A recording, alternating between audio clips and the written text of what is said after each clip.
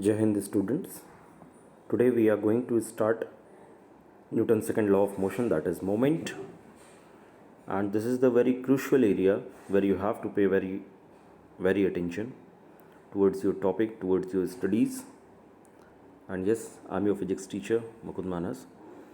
So till now, what we have studied about the inertia, examples of inertia, first law of Newton's first law of motion, what is force, what is the balanced force and what is the unbalanced force. ये सारी चीज़ें कर ली हमने. Now we have to study the moment. And what is moment is, it is actually known as the base of second law of motion. जो Newton second law of motion है उसका बिल्कुल बहुत भारी भरकम सा बेस है. सो यहाँ पर बहुत ध्यान से पढ़िए. Now moment is the quantity of motion in a body and it depends on its mass and velocity. The thing first is that moment is a quantity which depends upon mass and velocity. Now if you have to show or write that what is moment is, so just simply write like this: moment is equals to mass into velocity, or P is equals to mv. P is the symbol of moment, m is the symbol of mass, and v is the velocity. Now moment is directly proportional to mass and moment is directly proportional to velocity. अब दोनों का example आप सुनिए. If a cricket ball and a tennis ball move with the same velocity, moment of cricket ball is more because its mass is larger than that of a tennis ball. So mass of the tennis ball is larger, that's why its moment. Mass of the cricket ball is larger, that's why the moment of cricket ball will be higher. क्योंकि moment वही चीज़ है ना जो directly proportional करता. And what is the impact of velocity? Suppose if the two cricket balls having the same mass but with different velocities, one is moving at a higher rate and second is moving at the lower rate, then the moment of the ball with the greater velocity possesses more moment. इस बार हमने क्या कर दिया, इस बार हमने कहा कि मास अगर हमारा सेम रहेगा तो आप वेलोसिटी में वेरिएशन क्रिएट करके मोमेंट में वेरिएशन ला सकते हैं.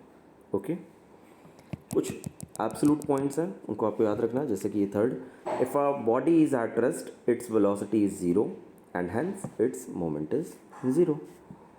But every moving body possesses momentum. As the body will start moving, it will change its velocity, and when it changes its velocity, moment will occur, moment will happen, there has some moment. कुछ भी करेंगे आप, body rest पर है, velocity zero है, moment zero हो जाएगा. Simple equation है ना. आप देखिए, m multiplied by zero, anything which is multiplied by zero will get automatically zero. That's why. तो body is at rest, moment will be zero, but every moving body possesses some moment.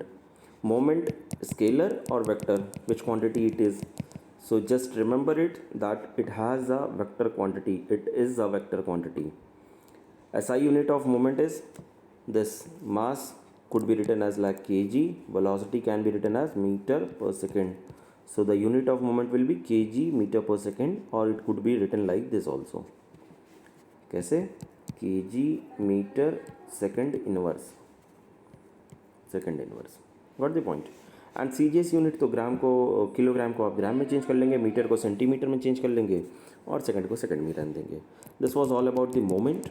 Now coming to the next part of it, derivation of Newton second law of motion. This is the very important derivation which you have to study. It's a very crucial and very important. Just आपको एक बात याद रखनी है, that the rate of change of momentum of a body is directly proportional to the applied force and takes place in the direction in which the force acts. तो ये चीज़ आपको डायरेक्शन देगी, that it takes place in the direction in which the force acts. तो जिस direction में force आपकी लग रही है, सेम डायरेक्शन में आपको मोमेंट की डायरेक्शन मिलेगी. ठीक है, लेकिन rate of change of momentum of a body is directly proportional to the force. तो जब ये बात लिखी हुई है तो क्या मैं लिख सकता हूँ, force is directly proportional to change in momentum upon time taken. भाई रेट ऑफ चेंज ऑफ लिखा हुआ है तो रेट की जगह पे हमने टाइम लिख दिया अपॉन में change in momentum. So change in momentum could be written as delta p by t. आप टाइम टेकन को टी लिख रहे हैं और चेंज इन मोमेंटम को delta p. Now change in momentum means it will have some final velocity and it will have some initial velocity. I am denoting v as the final velocity and u as the initial velocity. So f will be directly proportional to mv minus mu. Now m is common for both the bodies. For a single body m is common. Okay, sorry my mistake. f is directly proportional to m common लेके आपने बाहर निकाल लिया तो v minus u by T. ना अब इस बात को याद कीजिए कि ये एक्सप्रेशन आपने कहीं और देखा है। जी हाँ, आपने देखा है यहाँ पर v is equals to u plus a t, Newton's first law of motion. तो यहाँ से आप एक्सेलरेशन की वैल्यू अगर निकालेंगे तो वो आएगा v minus u by T, जो ये लिखा हुआ है। ठीक, अब आप सेम जगह पर v minus u by t की जगह पर a पुट कर दीजिए तो f is directly proportional to m a हो जाएगा। अब प्रोपोर्शनैलिटी साइन हटाने के लिए आपको एक कांस्टेंट लगाना पड़ेगा, तो ये क्या बनेगा, f इज इक्वल्स टू के एम ए। मान लीजिए कि हमने कोई कांस्टेंट लगा दिया। अब इस k की वैल्यू हमें चाहिए, क्यों? क्योंकि हमने लगाया तो इसकी वैल्यू क्या होगी। इसी वैल्यू को फाइंड करने के लिए आपको जस्ट यूनिटरी मेथड अप्लाई करना पड़ेगा। कैसा? If the force of 1 newton is applied on the body, मतलब इस फोर्स की वैल्यू 1 न्यूटन हो गई।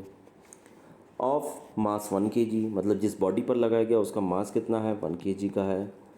एंड एक्सेलरेशन ऑफ 1 मीटर पर second square produces in the body, और इस एक्सेलरेशन की वैल्यू 1 हुई तो जब सारी चीज़ें वैल्यू 1 1 रख देंगे तो आपका ये बना 1 is equals to k into 1 into 1। Now finally you will get as k is equals to 1। Put this k is equals to 1 in this equation, you will ultimately get as f is equals to ma.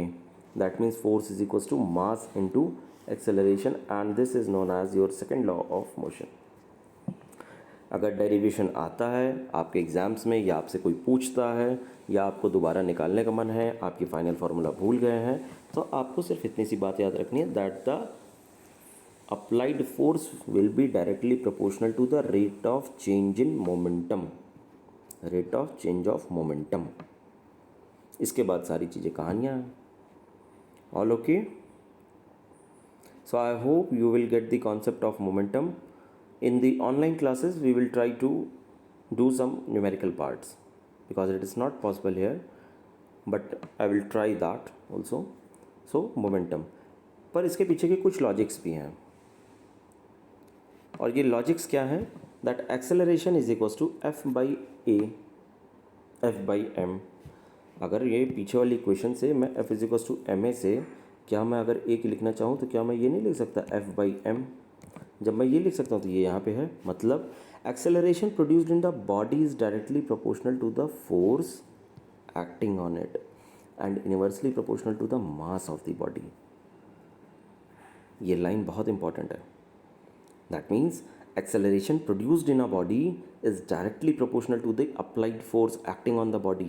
जिस force की वजह से उसमें velocity का change आ रहा है, उसकी momentum में चेंज आ रहा है, उस फोर्स पर वो डायरेक्टली डिपेंडेंट होता है। कौन? एक्सेलरेशन जितना प्रोड्यूस होता है बॉडी का, and it is inversely proportional to the mass of the body.